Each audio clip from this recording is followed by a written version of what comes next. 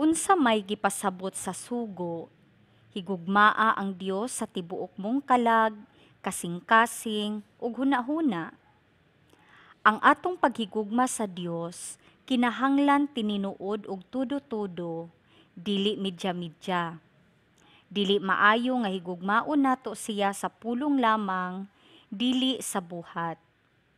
Dili sakto nga higugmaon nato siya sa sulod sa simbahan lamang, dili na sa gawas. Ug dili usab angayan nga higugmaon lamang nato siya sa adlawng Domingo, dili sa Lunes kutob Sabado. Kun gihigugma nato ang Dios sa tinuoray, ato usab nga higugmaon ang tanan nga iyang gibuhat sama sa kinaiyahan, mga moral nga balaod, ug labaw sa tanan, mga tawo nga gihimo niya sa iyang hulagway ug kasamahan. Adunay nindot nga pahinumdom nga nagkanayon. Jesus didn't save us halfway. We shouldn't serve Him halfway. Pagbasa gikan sa ang sinugdanan sa basahon ni Ruth. Sa panahon nga ang mga maghuhukom maupay nagmando sa Israel, may gutom ni adtong nasura. Busa usa ka taga Bethlehem sa Juda, uban sa iyang asawa ug duha ka anak nga lalaki, miadto sa nasod sa Moab aron pagpuyog makadyot didto. Si Elimelech namatay ug si Naomi na lamang ang nahibilin uban sa duha niya ka anak nga lalaki. Kining duha na minyog mga babayi nga taga Moab.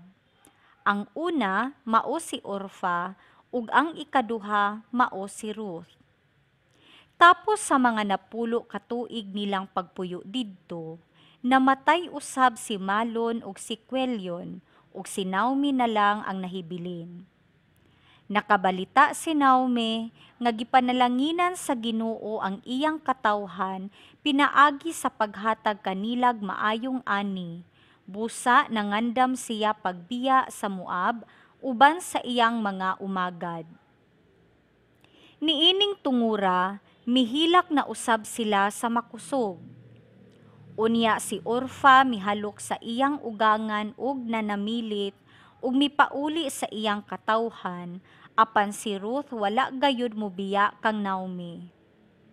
Unya si Naomi miingon kang Ruth, ang imong bilas mipauli na sa iyang katawhan ug sa iyang Dios. Kuyog kaniya. Apan mitubag si Ruth, ayaw ako agdaha pagbiya kanimo ug ayaw ako pugni sa pagkuyog kanimo. Bisan asa ka paingon, mukuyog gayud ako. Bisag asa ka mupuyo, adto usab ako puyo.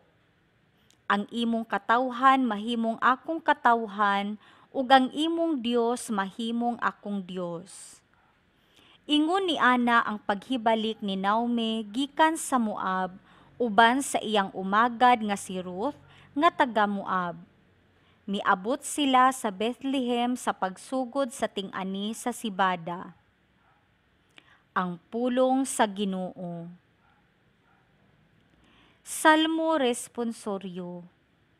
Dayga ang Ginoo kalagko. Bulahan siya kansang hinabang mao ang Dios ni Jacob, kansang kalauman anaa sa Ginoo nga iyang Dios, nga nagbuhat sa langit ug sa yuta, sa dagat ug sa tanan nga anaa kanila. Dayga ang Ginoo kalagko.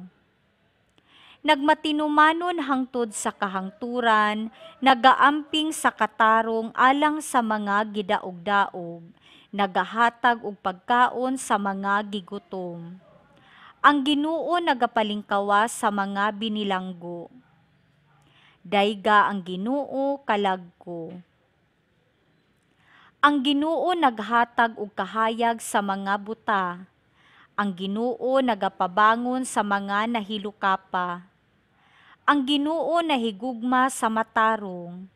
Ang Ginoo nanalipod sa mga langyaw. Dayga ang Ginoo kalagko.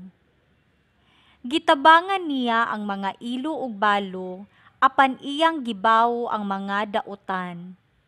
Ang Ginoo maghari hangtod sa kahangturan, ang imong Dios o Siyon hangtod sa tanang kaliwatan. Alleluia. Dayga ang Ginoo kalagko. Kinutlo gikan sa Ebanghelyo sumala ni San Mateo. Sa pagkadungog sa mga Pariseyo nga ang mga Saduseyo, gilupig ni Jesus sa katarungan, nagpanon sila sa pagduol kaniya, ug unya usa kanila nga magtutudlo sa balaod, misulay pagbitik kaniya pinaagig pangutana. Magtutudlo, nangutana siya.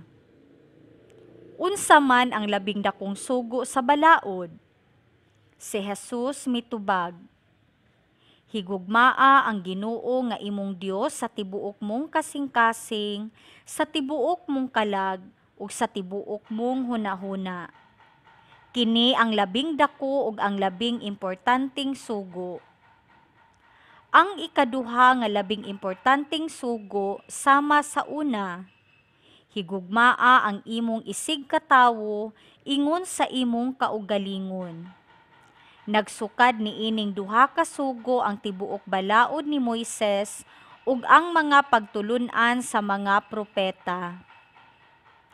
Ang Ebanghelyo sa Ginoo.